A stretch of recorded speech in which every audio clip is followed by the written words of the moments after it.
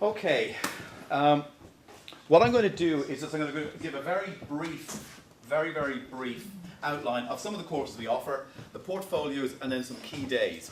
What we do is I haven't brought a load of portfolio work around tonight, because what we're doing this year, we did it last year, which is really useful, is we're having a portfolio diagnostic day, where you can come in, and whatever course you're interested in applying for, we, the expert staff in the particular area, will look at your portfolio, and you can come in with your parents, look at the portfolio, and we'll give you one-on-one advice on what needs to be done, how to get it up to the level that we think will get you in. So it's a really useful one. And it's a very simple process. I'll give you the details. If you come to me afterwards, I'll give you the details of who to contact, the school secretary, to make an appointment, because we have hundreds of people trying to get in, and we want to try and facilitate everybody, and it's throughout a whole day. So I'll give you that date a little bit later on. So the first one we do is, we have a 4-year Honours BA in Visual Communications. So this is all about, for us, breathing life into images, texts and concepts, turning them on their head and communicating them in a fresh way to a wider audience. Graduates of the BA in design go through into visual communication work in design consultancies, advertising agencies, publishing, media grant, and in private practice. And if you come to the graduation shows at the very end, you will see some extraordinary work that they do, everything from typology to image making and now into media as well. There's real synergies with visual communications and media. Now, the one that I'm head of is Interior and Furniture Design, and this is a 4-year Honours BA course as well. It is, the whole thing with us is we're trying to come up with redefining spaces. We're looking at, for example, this building, if it wasn't a library, turning it into a new purpose, a social space. It could be redesigning it as a school. So it's not just about picking the carpets and the curtains. It's about refunctioning, redesigning, upcycling. You can choose between interior and furniture in second year. And despite the recession, there are jobs in this. People think there aren't. There's good jobs worldwide in this as well as here. Most of our graduates will go into architectural practices for a number of years, larger architectural practices, display exhibition companies, and for example, one of our graduates last year looked at retail design. She worked in Avoca part-time at the weekend, and she looked at retail design and visual merchandising as part of her thesis. And by the end of it, Avoca had appointed her to a full-time job in that position, which wasn't bad. So there are jobs in interior and furniture. The next one, this seems to be coming out very, very light on the screen. But anyway, is our Honours BA in Fine Art. All these are grade 8, okay, or level 8. The BA in Fine Art is designed for students who wish to work as cultural products in the fine art sector. Cultural producers in the fine art sector. The programme is focused primarily on the acquisition of knowledge and skills which are necessary for a graduate to operate as a visual artist in a competitive environment, nationally and internationally. There is a major emphasis on developing the students' skills, acquisitions, creative intelligence, and conceptual and critical thinking abilities, which are integrated with modules in critical theory and professional practice. And as I'm sure most of the other colleges have as well, we have got some of the really, really finest fine artists studying in lecturing in DIT. So we've got practicing artists there on the ground. Now the next one I'm going to talk to you a little bit about is the ordinary level BA in visual merchandising. Now this is one that nearly everyone gets a job in, which is the good news. And the reason for it is, first of all, it's a 3-year ordinary level BA, and you study everything from graphics down to 3D, CAD, but it's all primarily looking at the retail sector and visual merchandising. And visual merchandising and display is the art of creating theatre and silent selling when you go into a shop, basically. So if you go into Arnott's or Brown Thomas's or Marks and Spencer's or wherever it is, and you see something, it isn't just placed there. Someone has designed it to be there. It's store layout, visual merchandising, and display. And probably why the people get jobs at the end of it is, in the final year, everybody is given a placement for a number of months in one of the stores. So in the few areas that we're able to get people into an actual position where they would work and train alongside visual merchandising designers. And at the end of it, they've got the right attitude and the enthusiasm. There's no reason why that store, when they're looking for somebody, won't come to them. So they're the ones I'd like to talk about tonight over at the stand afterwards. We have got these really important dates that I want you to make a note of, because we have got loads of portfolios, we've got loads of students, we've got representatives there from all the courses at the big DIT open day, which is over 2 days. You can come in any time. It's Friday the 6th and Saturday the 7th of December, 9 AM to 3 PM, both days. It's located in Ainger Street. You know where that is? Yeah, Ainger Street, DIT Ainger Street. All are welcome for that. No booking is required. So, for whatever specific course you're interested in, fine art, visual communications, interior furniture design, or visual merchandising, if you come in that day, we will have students there and staff from each of the courses there for 2 days, along with a series of lectures as well on what to put in your portfolio and samples of work very specific to each individual course. Now the next one, which I spoke about earlier, is the DIT Portfolio Diagnostic Day. And this is a real benefit to you to come into this. Tuesday, the 19th of November is where it's scheduled. Now this may change, but at the moment, this is the day. So if there's any changes, you will be emailed or written out to. 9:30 to 5 PM, the location will be DIT Mountjoy Square. You will get, for that, if you book in that day, a tour of the buildings, the facilities.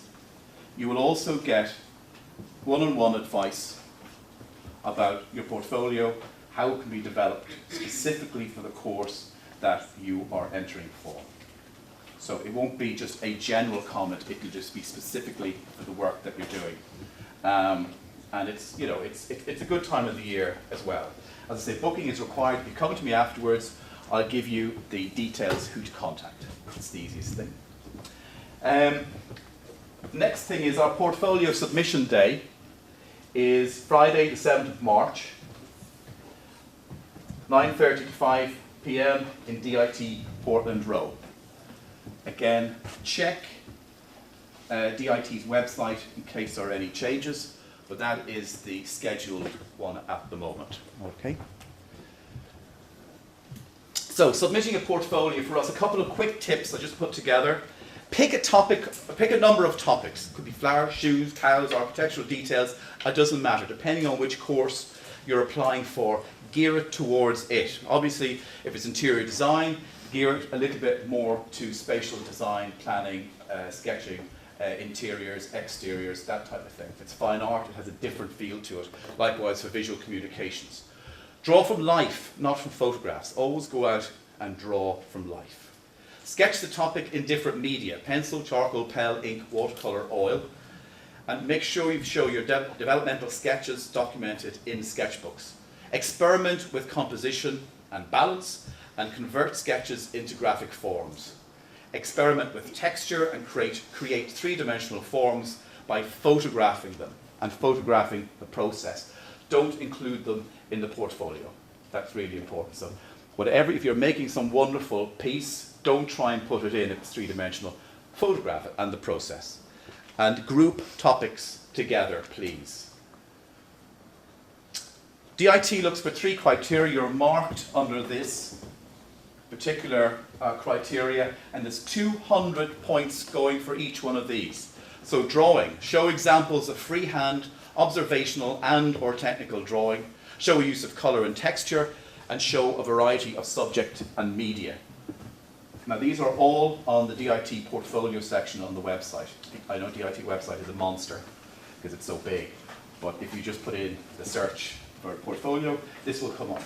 But the synopsis of this is, drawing is worth 200 points. That's a lot. Likewise, next one, practical ability, show skills in visualization, 2D and 3D, show good quality of presentation, and show control of the media, and present it neatly and well. And another 200, or I should say the final 200, goes to your conceptual ability, your ability to show how you can think and develop creativity. So show investigation of your concept, show ideas generated from the concept, and show imagination and creativity.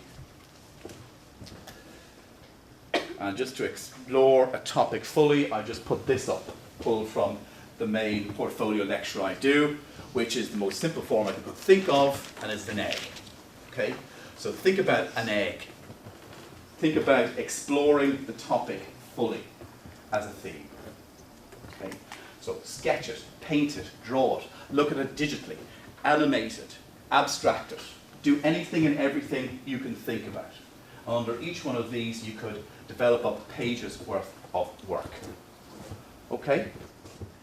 I am really happy to take any questions from you afterwards at the stand, but I'd better get somebody else on before I'm here till 9 o'clock.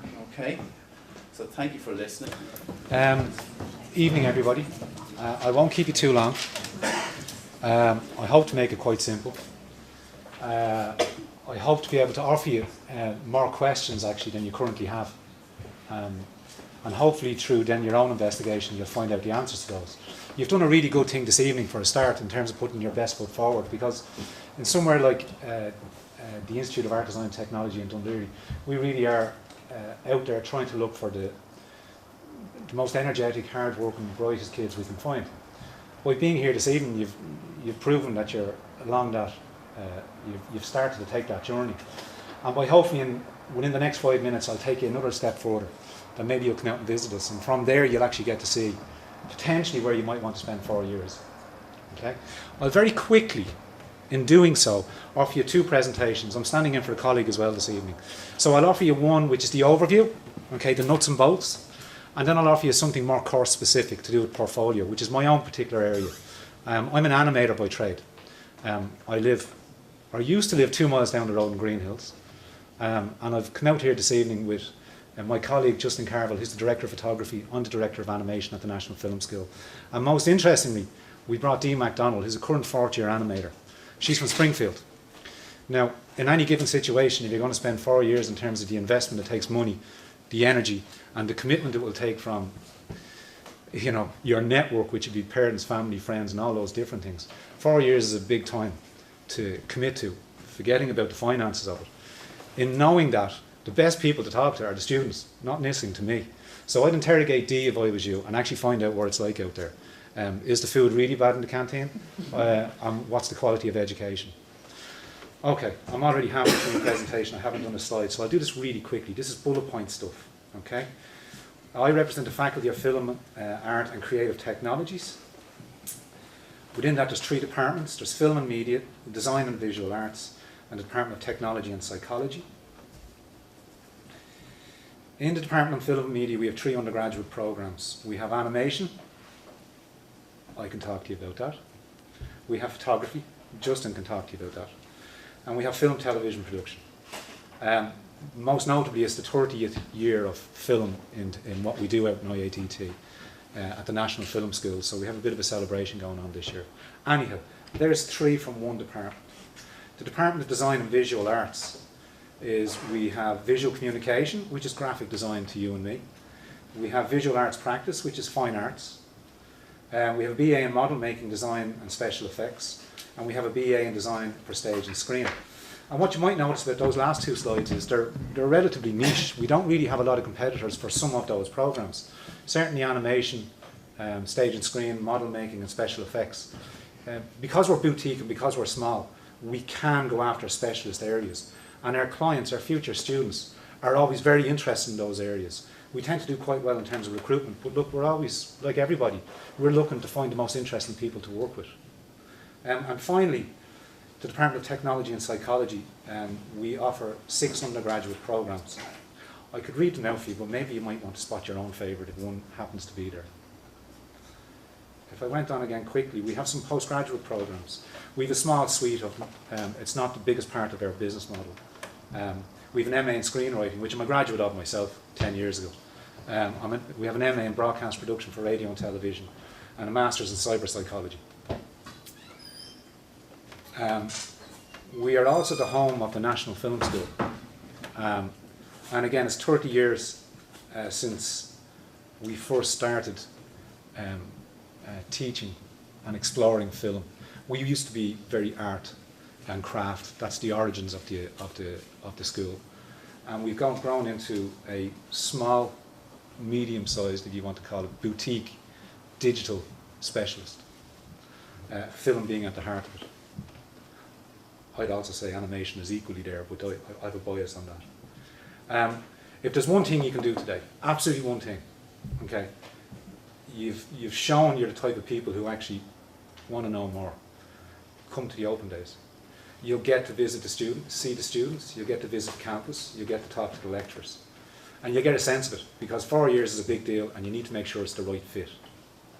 In doing that, I hope to see you there. Now, I can give you a few dates, but I'm going to do another 2-minute presentation. Emma, do I have time? Yeah, you do, yeah. Okay. So you can write down a couple of major dates if that's going to be helpful for you. I'm not a Mac user, so bear with me, please. This would be, did I do the right thing? Double click? Open it, stand it. Full screen.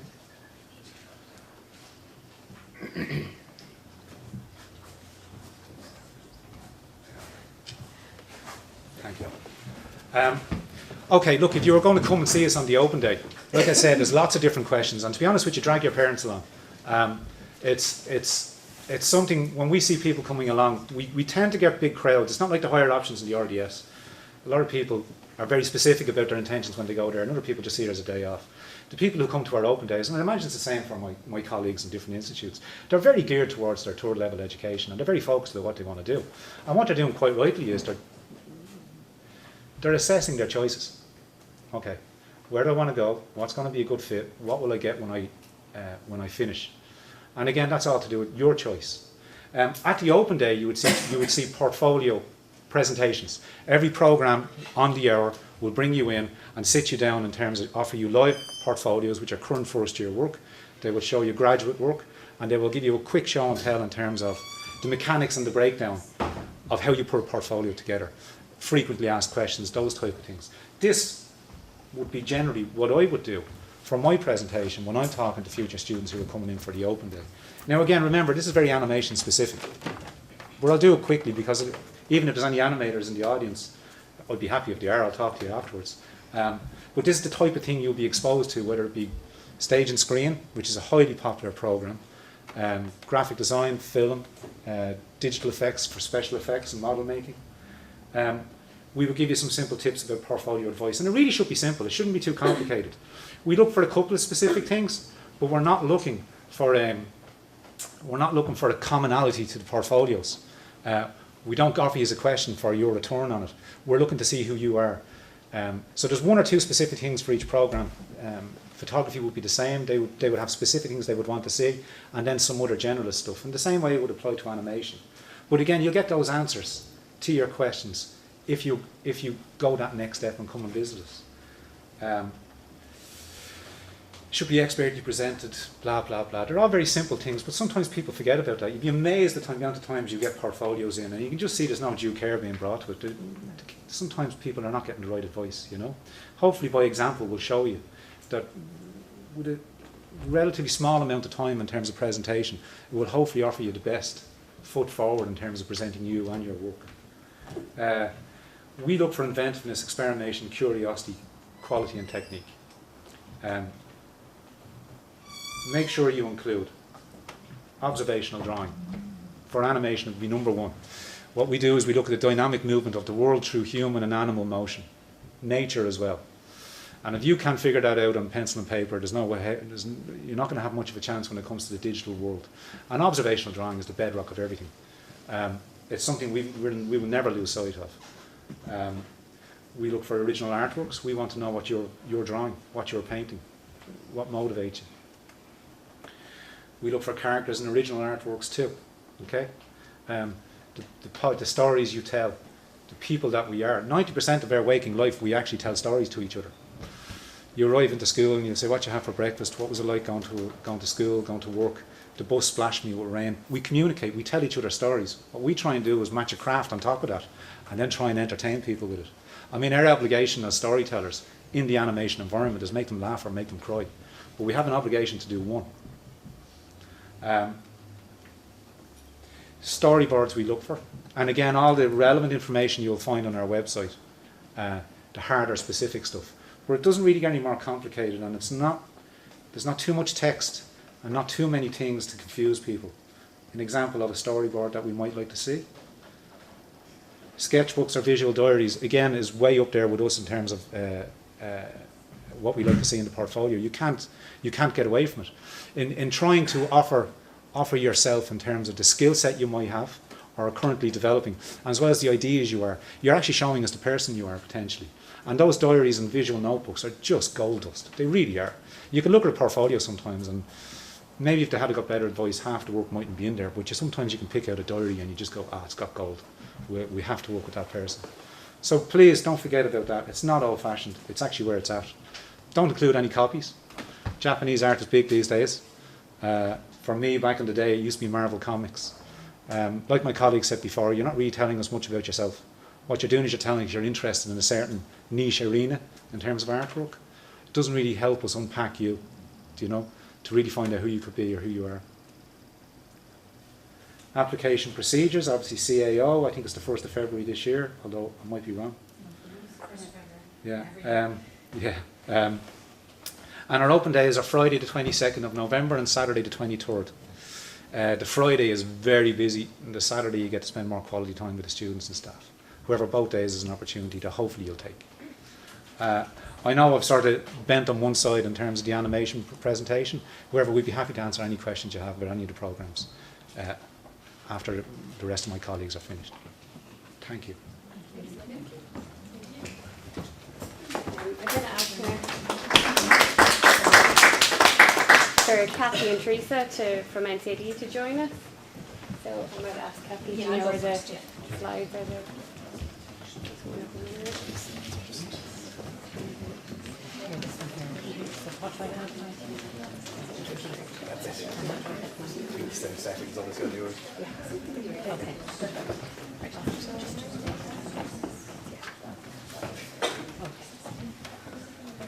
Hi, how are you? I'm Kathy McCartney from NCAD, the National College of Art and Design, and my colleague Teresa McKenna is with me tonight as well. She is head of first year in NCAD.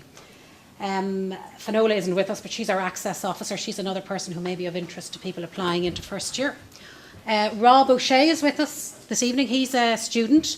He's a second year student, and he has brought along his entrance portfolio from last year, which may be interesting for you to have a look at. I'm going to talk a little bit first about what you can do in NCAD and how you apply, and just give you some of the dates for the open days and the like.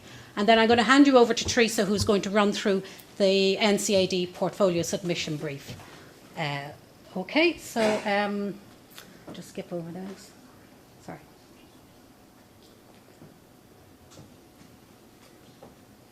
Okay, what can I study at NCAD? At NCAD, we have 4 programs that you can apply for through the CAO. The first one is AD 101, which is First Year Art and Design, which is a common entry program leading to degree options of visual communication, jewellery, metalwork, ceramics and glass, fashion design, and then textile, surface design, or textile art and artefact. They're all within the design faculty. Then in fine art, we have fine print, media, painting, and sculpture. And they are all options that you can choose coming in through AD 101, which is the common entry program. We also have, and it was new for the first time this year, AD 202 Design or Fine Art and Education. And that is a joint honours degree in either design or fine art with education. And that qualifies you to teach in second level to teach art and design in second level. When you choose education, you will choose either design or fine art to specialise in. So you end up with a joint honours degree in one of these and also education. We also have product design and visual culture. Visual culture is the history of art and design, but it is based in the Creative Arts School in NCAD, and it would focus on modern and contemporary art and design, which would be where it differs from, say, UCD or Trinity. It is for people who want to work in the area of art and design, maybe want to work alongside artists and practicing designers, but not as an artist and designer. Maybe for people who want to curate or exhibit or critique or go into journalism in that area. But you will be working with students in the studio to exhibit or curate or, you know, write about their practice. And there is also a work placement with visual culture in the third year. So you come into NCAD through one of these routes. If you come in at AD 101 first year art and design in the common entry, by around Christmas you are deciding, are you going to go towards design or fine art? And then from Christmas to the summer you will decide which area in design or fine art. Product design and education students, they are in the same common first year, and the difference is that they will have chosen in advance the degree, the area of their degree specialisation. Okay, so that is what you can study. Now, how to apply? Again, 1st of February, they are all restricted programmes apart from the visual culture one. Restricted programme means that there is no late application. You have to apply by the 1st of February. For NCAD, the portfolio submission date is Friday the 7th of February. So that's a week after the close of the CAO. You have to bring your portfolio to NCAD on that Friday or any time during that week. This is for the common entry or for design and fine art and education. We keep the portfolios for a couple of weeks. You can come in and collect them at any point during that week if you let us know in advance. But within 2 weeks, you can collect your portfolio and bring it away with you. And you may obviously want to submit it to other colleges at that point. We have, that's Friday the 7th of February. Then during March, we write to every applicant to give you the result of your portfolio submission. The portfolio is marked out of 1,000. The pass mark is 400. We will tell you what your mark is and whether or not you are likely to get a place offer the following August through the CAO. So we don't use CAO points. We will offer places in August based on a ranked list of the portfolio score to students who meet the minimum academic entry requirements. And for NCAD, they are 6 passes, 2 honours, and you must pass Irish, English, and either art or a third language. If you have an exemption for language, that applies as well. So again, we don't add your portfolio score to your Leaving Cert score. We offer based on the portfolio scores. So that is for first year art and design common entry and the education programme. For product design, we will write to all students who have applied. We will invite them for interview and ask them to bring a portfolio of their work with them.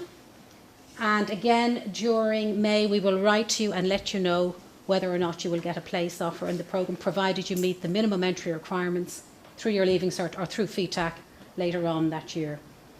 The only difference in the entry requirements for product design is that there is a maths requirement of an ordinary C3. But other than that, it is the same as for the other programmes. For visual culture, we do offer based on points, and that is the only one that is not restricted, so you can apply late for that. Some important dates. Again, the portfolio brief comes out in March, but for September coming, that would have been last March. So this March, the portfolio brief for people wanting to enter in September 2015 will come out. November, we have portfolio information sessions, portfolio brief information sessions. They are run in the college, and you come along. They're run on 2 evenings. It's the 9th, which is Saturday, and the 12th and the 13th. That's a Tuesday and Wednesday that evening. Or that week, and it is run by Teresa, will be there at that event.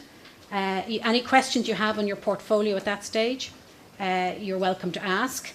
A lot of teachers and tutors come along to that day, so they ask questions as well, which can be interesting. And you also get a tour around the first year studios to see current students' work in progress. December the 5th, first Thursday in December, is the NCAD Open Day. That runs from 9:30 till 3:30, and that's a great opportunity to come to the college. You can go around again all the studios, see the current students in their studios doing their work. There are talks in the different areas. There will be a number of second year students with their portfolio, entrance portfolios on display that you can talk to them and look through them. So that is an interesting day, and it's also a great fun day. Friday 1st is the CAO closing date, and Friday the 7th is the deadline for the portfolio submission. So then just a couple of other dates. And again, these are all in our prospectus, which I have over there, copies of them. So if you don't get to write them down now, you can get a copy of the prospectus. May 2014 will be the first year studies exhibition.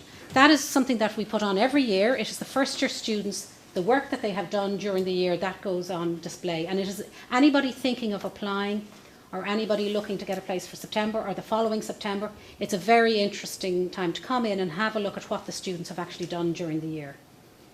The NCAD fashion show is also on in May, and that will be, there'll be information of that on the website nearer the time. In June, 14th of June to the 22nd, is the NCA degree show, and that is free and it is open to everybody. It goes on over a week, and it is all the areas of NCAD with their final degree student work, MA and undergraduates. And that is a really interesting, anybody at all, whether or not you want to come to NCAD, whether you want to go to another college, whatever you're planning to do, if you're interested in art and design, it is a really interesting event to come into. And there's another exhibition in July, which is the CAD exhibition. That is the part-time courses. Again, it's a very nice broad exhibition that is interesting to come into. So that's really all I want to say. Again, we have our prospectus over there. All these dates are in the prospectus and information of how to apply and entry requirements. I'm going to hand you over now to Teresa, who will talk through the actual portfolio. That's just our address there. Just to let you know that if you're applying, if you're going to be putting a portfolio into NCAD for next February, this is the portfolio brief that you should be following. Now, I presume most of you have it, but if you're applying the year after, okay, so you want to start preparing your portfolio maybe from March, or so onwards in 2014. Well, there will be another portfolio brief, and what it will have on it is NCAD 2015. So just keep your eye open. It'll be on our website, and if you send in your name and address, or ring in your name and address into NCAD, we will send it out to you, okay? But it's on the website immediately. As soon as it's printed, it's actually on the website at the same time, okay? But remember that this is the portfolio brief that you should be working towards now if you want to start college in September 2014 in NCAD, okay? We have devised and organised this brief deliberately to get people a starting point to make the portfolio. And it's just our way of addressing some problems that we felt students were having. How do I start? What do I put in? And, all of the other colleges have different ways of doing it, and this is just our way. It's just different, that's all. The most important point that I would say to you is, no matter how you start, just allow yourself enough time to read the brief. Read it right through before you actually start working on it. Don't, open the first page and start making a couple of drawings. Read it right through and talk to somebody else, maybe in your class or in your group or to your teacher. Ask them, okay, how do I go about this? Is there anything in this that you see that maybe I don't understand? Or talk to one another and go through it, because 2 heads, 3 heads are always better than one. You'll always get sort of somebody else's inflection or ideas about how to approach, and it'll help you. And remember, just because you're doing a portfolio with and somebody else is doing a portfolio, it is competitive, but it's not so competitive that you can't talk to one another and feed off of one another's ideas, okay? It's really important to remember that. Now, I'm going to be going away from this. I'm just going to, this is a brainstorming or a mind map. And we ask you to start your portfolio by making a set of mind maps. You can call it whatever you like, brainstorming, thinking visually, thinking aloud, you know. And what's really interesting here is that by the 3 or 4 mind maps that you make, that is you saying, this is my portfolio. These are my ideas. This is who I am, okay? Because if you say gadgets to me or to you, we all have a completely different notion of what gadgets are, okay? So immediately I start collecting images and ideas and notions, and this is my brainstorming session. So I've done that, and now I'm going to feed off of that for the rest of the portfolio. That's the whole idea of the mind maps, that they set you up for the rest of the portfolio, okay? So you start your imagery, and you can collect images from anywhere. They don't have to be your own drawings to start with. But one of the most important things that I would always say to you is that, and like was said from IADT and DIT, you know, how you look at the world is what we want to see, you know, who you are. So a notebook along with the brainstorming and the mind mapping, that's how you start to tease out, you know, ideas. You might say in the brainstorming session, okay, I just want little rough drawings of the different things that I'm thinking of, or I want little collages, or I want little cutouts from things. And then you start to drill down into those things by finding the real things, finding examples. Like if you're talking about, you know, gadgets, or you're talking about mechanical things, it might be the engine of a car, okay? And you might be interested, you have the word engine in your mind map. Well then, you know, be brave enough, pull up the bonnet of the car and have a look at the engine and make some drawings in your sketchbook, you know. The same could be, you know, it could be that you're interested in colour, in flowers, in, you know, whatever.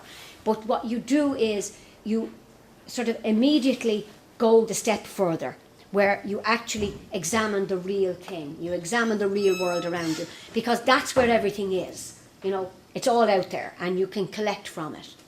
Okay, now I better stop talking because I won't go through any images. Now, I'm going to go through these images quite quickly. And the reason I'm going to do that is because I just want you to look. You know, you don't have to copy anything. You're not going to be trying to, you know, remember the images. I just want you to get the sense of how different people think when they're doing the mind maps, okay? So do you see how different some of these mind maps are? You know, some people work very elaborately.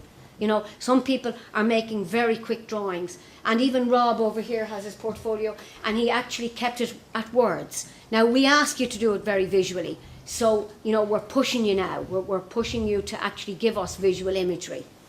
Because remember, you're going into a visual world.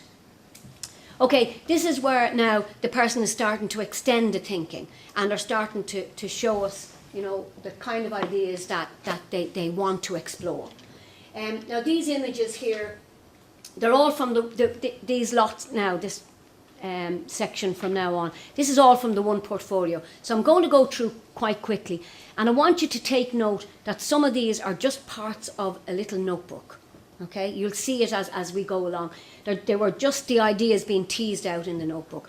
And like, I think it was Neville, was it yourself who said that, you know, the notebooks are really scrutinised. We love your notebooks. We love to see who you are, the way you think, because you sometimes show us things that are not quite so hooded or hidden in your notebook. And we see that lovely personality coming through. So I just want to show you, you'll see some lovely little funny thinking and ideas here. And these are just worksheets and notebooks. They're just the thinking. The person wasn't trying to give us polished, finished images that could go up into IMA. You know, we're looking for the thinking. We're looking for the lovely notions that you come up with. Also, just something I would say to you, and people get very tired listening to me saying this, we are not looking for you to reproduce artwork as you know it, you know, from the 19th and the 18th century, you know. We're looking at who the 21st century people are. who are you? What are you? What do you do? What are your interests? You know, what are you looking for in life? And you can see this person's now using some paint, using some drawing, using some collages, and playing around with ideas.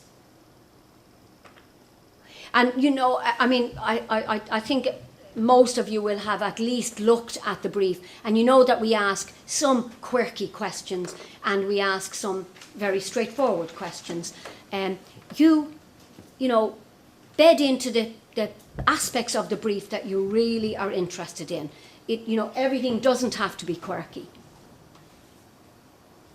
But you can see that, you know, we asked, I think, the question of a person taking on the personality of, and this student had chosen a chair, or the chair taking on the personality of the person. And this is what this work here is about.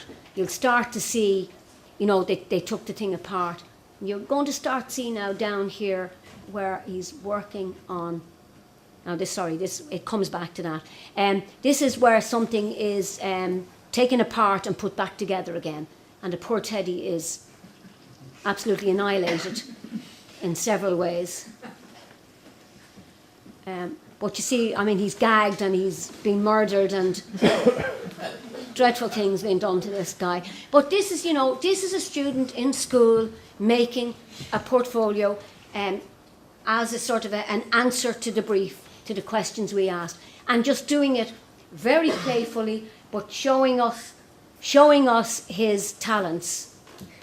Okay, well, there we are now, taking on the, you see, taking on the sort of quirkiness of a chair, or I said that wrong, but anyway. And this is mushrooms and chairs, and but do you see how these are so simple and so fresh, and such a sort of a view into somebody having a bit of fun, but also very, very genuinely and very seriously looking at ideas.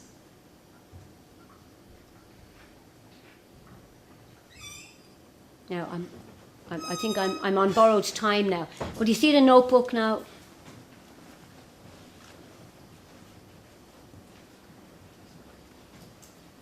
And it's a real mixture, you know, it's a real mixture of drawing, painting, collage.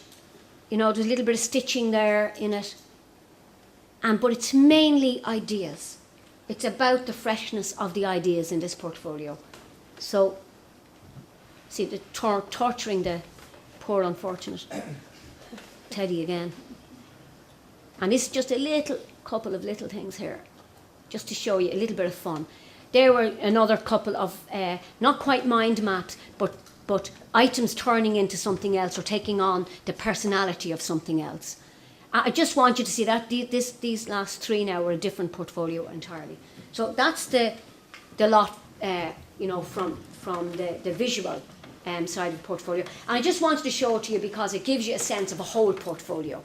Now, Rob is there and he has his portfolio from last year, and Kathy and I will answer any questions you have about, you know, struggles you have with the portfolio brief. Don't forget that the portfolio brief information evenings, you know, we give you a really good tour of the studios, and the students all have their work up, 280 odd of them. So there's loads of work to see. But also, you know, when you come in then, any questions you have, if you're struggling with the portfolio brief, you can ask them directly. Okay? Thanks very much.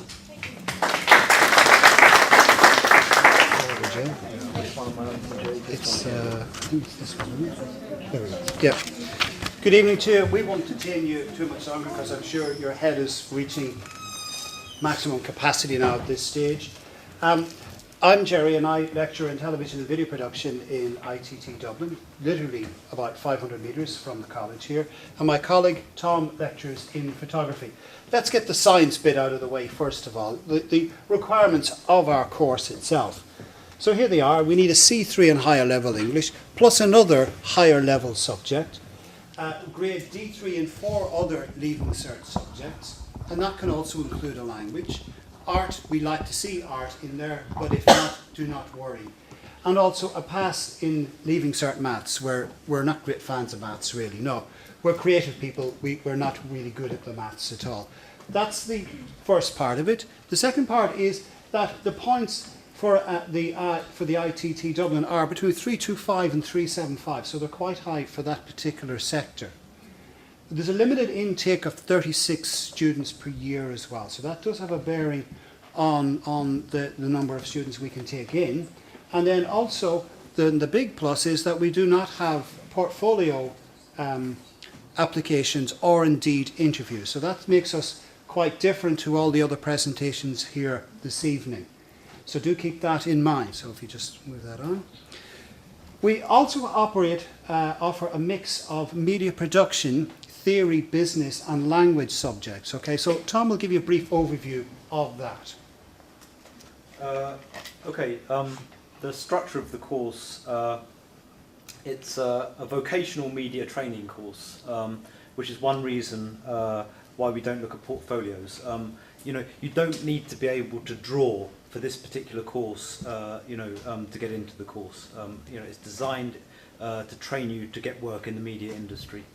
So you do a number of production subjects in first and second year, photography, video, audio and multimedia. But by the time you get to fourth year, you've narrowed that down to 2 subjects. So it'll be either photography or audio, and either multimedia or TV and video. Okay, but as well as the production subjects, as Jerry was saying, you also get the opportunity to do a language in first and second year. So that'll be French or German, and there are various business subjects and theory subjects. Culture and technology is one subject area. Media law, script writing in first, second, and third year, because the whole building of narratives is intrinsic to whatever production area you're engaged in. I think there's one of my colleagues from the other institute said here, it's all about narrative, it's all about storytelling, it's all about concepts, developing concepts, and turning your ideas into real pieces. Yeah.